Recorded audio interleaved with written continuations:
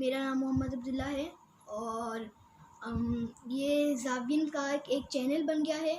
उसमें सब लोग आते रहेंगे और मुख्तलिफ उसमें बातें वगैरह होया करेगी सर शाहिद के साथ।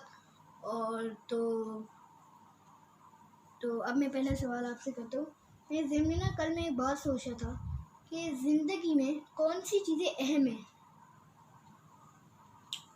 पहली बात तो ये अब्दुल्ला कि ये बहुत अहम सवाल है। अच्छा। और ये जो ज़िंदगी में सवाल करना है, एक तो ये बहुत अहम है। अच्छा। और गौर व फ़िक्र करते रहना। अल्लाह ताला को गौर व फ़िक्र करने वाले लोग बहुत पसंद हैं, और जो अल्लाह के बंदे हैं वो गौर व फ़िक्र करते हैं। इसको इंग्लिश में कहते हैं रिफ्लेक्शन, रिफ्लेक्टिव माइंड होना। तो रिफ्लेक्टिव माइंड जो है वो गौर करता है अपने ऊपर भी, अपनी ज़िंदगी पे भी, अपनी ज़िंदगी में होने वाले वाक़यात पे भी, और इस कायनात पे भी।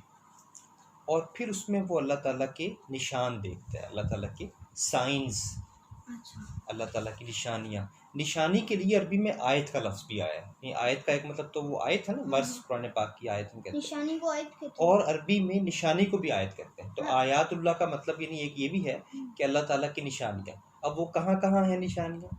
एक सवाल मेरे ज़हन में आता है कि अल्लाह की निशानियों से क्या मुराद है? अल्लाह की निशानियों से मुराद ये है कि कोई निशान या सिंबल या साइन कहा जाता है ऐसी चीज़ को जो हमें गौर करने पे मजबूर करे और हमें ये सोचने की दावत दे कि इसके पीछे कोई बड़ी बात है। जैसे तीर का निशान बना होता है ना, अब तीर का निशान ये तो नहीं कि वो तीर है एक्चुअली, कि जो जैसे तीर होता है, बल्कि वो निशान है जो हमें बता रहा है कि ये इस तरफ जाना है हमने। वो सिंबल है, एक साइन है किसी रास्ते का। तो इसी तरह दुनिया में हर चीज़ जो है, घास का पत्ता भी, वो भी एक निशानी है। हम गौर कर सकते हैं कि ये सब कुछ क्या है, ये सब कुछ क्यों है। घास भी अल्लाह की निशानी है? हाँ, घास भी अल्लाह की निशानी जो है। अल्लाह ने की हम भी अल्लाह की निशानी हम भी अल्लाह की निशानी है, और हमारे अंदर भी अल्लाह ताला की निशानी है। इसलिए जब हम कोई अच्छा मंजर देखते हैं तो हम कहते हैं ये अल्लाह की निशानी है। बिल्कुल बिल्कुल। तो अल्लाह ताला की निशानियाँ हमारे ज़िंदगी में होने वाले वाक़यात भी होते हैं। बाज़ औक़ात हम कोशिश करते हैं और कामयाब नहीं होते, बाज़ औक़ात कोशिश करते हैं और कामयाब हो जाते हैं।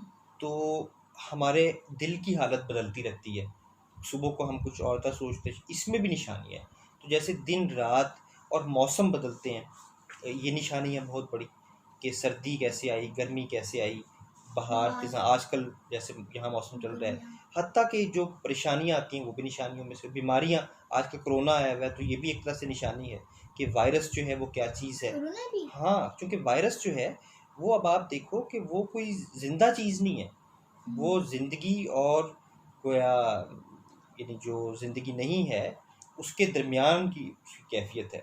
और वो ज़िंदा चीज़ों जैसी खुशियात भी कुछ हालात में पैदा कर लेता है अपने अंदर, और दूसरे इन्वायरमेंट में, दूसरे माहौल में वो बेजान चीज़ों की तरह हो जाता है। तो और उसने किस तरह उस इंसान को जो अपनी अक्ल और शऊर और वसाइल और टेक्नोलॉजी के लिहाज से सबसे आगे है इस वक्त कायनात में, तो समझ लें वो उसके हाथों परेशान है, कि जो बिल्कुल एक ऐसी चीज़ है जो हम कहते हैं कि ज़िंदा भी है या नहीं है। तो इसमें भी एक निशानी है। फिर इंसान इसका इलाज दरियाफ्त कर लेगा, कोशिश कर रहा है, वो कोशिश भी निशानी है। जब इसका इलाज दरियाफ्त हो जाएगा वो खुद एक निशानी है। इसमें जो लोग यानी बीमार होते हैं, बीमारी कैसे आती है, रिकवरी कैसे जाती है, दवाई कैसे असर करती है, ये सब कुछ निशानियाँ ही तो है बेटा, ये सब कुछ निशानियाँ हैं। तो रिफ्लेक्टिव माइंड पैदा करना ये ज़िंदगी में ज़रूरी है। ज़िंदगी में सबसे अहम बात जो है वो रिफ्लेक्टिव माइंड पैदा करना, गौर व फ़िक्र की हिस्स पैदा हो जाए हमारे अंदर। इसी के लिए असल में तालीम है। तालीम का असल में मकसद ऐसा ज़हन पैदा करना ही है। महज़ किताबों को याद कर लेना जो है ये इल्म नहीं है। इल्म का असल मकसद ये है कि हम रिफ्लेक्टिव माइंड पैदा कर लें। वाज़ेह है ना बात? हाँ जी। बस आज के लिए मेरे ख्याल में इतना काफ़ी है कि रिफ्लेक्टिव माइंड हमने पैदा करना है और गौर करना है इस कायनात पे भी। अब ये निशानियाँ दो तरह की हैं, अगर आप कहो तो ये बात भी मुकम्मल करें। एक यानी जैसे हमने कहा कि कुरान पाक में भी लफ्ज़ हैं, एक लफ्ज़ है अनफुस। अनफुस का मतलब है कि हमारे अंदर, हमारे अंदर, हमारे नफ्स के अंदर कुछ निशान, और एक है आफाक।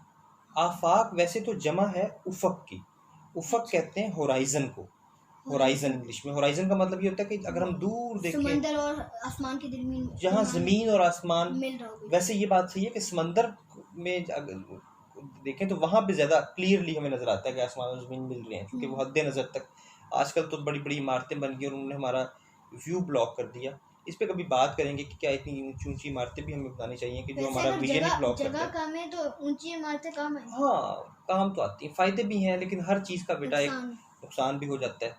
तो अगर तो ज़रूरत है फिर वहाँ बनाई जाए, लेकिन बिला ज़रूरत अगर बना रहे हैं शॉपिंग मॉल्स वगैरह तो उसके नुकसानात भी हैं फिर, ठीक है ना। इंसान ने अपनी, क्योंकि जब इंसान सितारों को देखता है, समंदर को देखता है, पहाड़ों को देखता है, इस तरह के मंजर जो हैं ये बड़ी निशानियाँ हैं।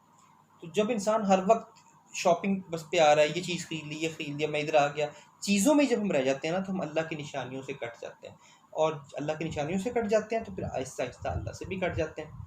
तो इसलिए यानी हमें अपनी जो मसनूई ज़िंदगी है उससे बाहर निकल के जब हम नेचर की तरफ जाते हैं तो नेचर में बहुत निशानी है अल्लाह ताला की, ठीक है। तो इसलिए पुराना जो इंसान था, सहरा में डेजर्ट कितनी बड़ी निशानी है, रेत ही रेत, किस तरह रेत है और किस तरह वो उड़ता है और उसमें तूफ़ान कैसे आते हैं। तो इंसान के दिल पे फिर इन चीज़ों का एक असर पड़ता है और वो गौर करता है। इस तरह का गौर असल में चाहिए इंसान को, आज के इंसान को। तो एक आफाक जो उफक की जमा है होराइजन, और उससे मुराद यानी कायनात, इंसान से बाहर कायनात है, और एक कायनात हमारे अंदर है, वो भी कायनात ही है पूरी, तो हमारे अंदर वो, उसमें भी समझो वो उतनी ही बड़ी है, और उसको हम कहते हैं अनफुस। तो उसमें भी निशानियां हैं, अनफुस में भी और आफाक में। अल्लाह ताला हमें तौफीक दे कि हम अनफुस और आफाक की निशानियों पे गौर कर सकें। बहुत शुक्रिया आपका। अल्लाह हाफिज़।